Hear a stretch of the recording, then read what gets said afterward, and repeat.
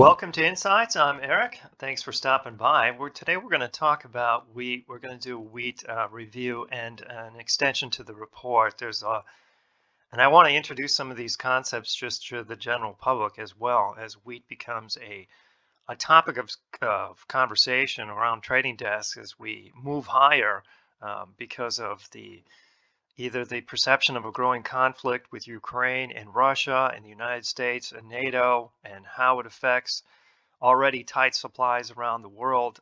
Ukraine is a big exporter of grains across the world, and not only to China, I'm sure to Iran and all those places within Europe, just in around the world. It's a big producer, so it's really something that's got everybody taking a look at the short-term action and trying to make longer-term interpretations. So when we do that, we have to take a look at any asset, and I have these assets up. I have corn, soybeans, and wheat up to here in terms of the evolution of the trade. And the evolution of the trade studies any asset within the matrix, and I just have the grain markets here.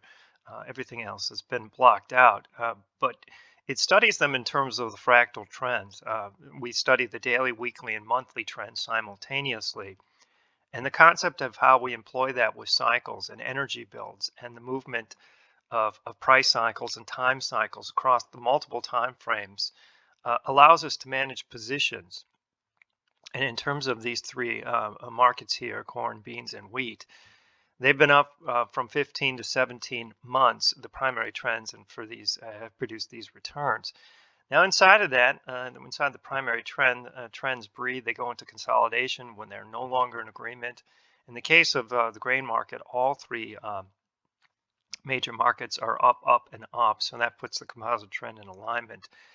And we're going to have to talk about what a lot of this means. Most people who subscribe to the Matrix and regular watchers of reviews and reports understand what this stuff means. These looks like complex nomenclature, but I'll give you a tip off. This is triple up across the three time frames.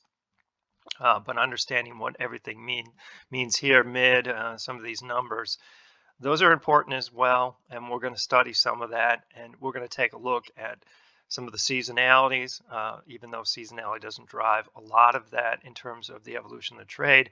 The primary trend and composite trends and energies builds are far more important.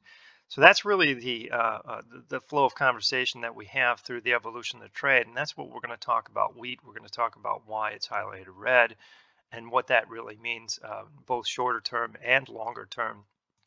But to do that, we're going to have to dig into stuff that would be considered to be review grade. So I want to thank everyone for watching this and come back real soon to start subscribing to the Matrix and so you can listen to these reviews, because I'm pretty sure you will start to look at markets in a way that's not as simplistic as the daily trend and everybody's chasing into the boat and then jumping off the boat at the same time.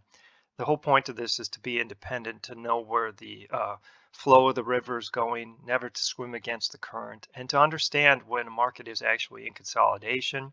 And then when it falls into consolidation, there's concepts such as energy builds and pro charts and public charts, and whether or not that provides enough energy to turn consolidation back into continuation or to flip the primary trends.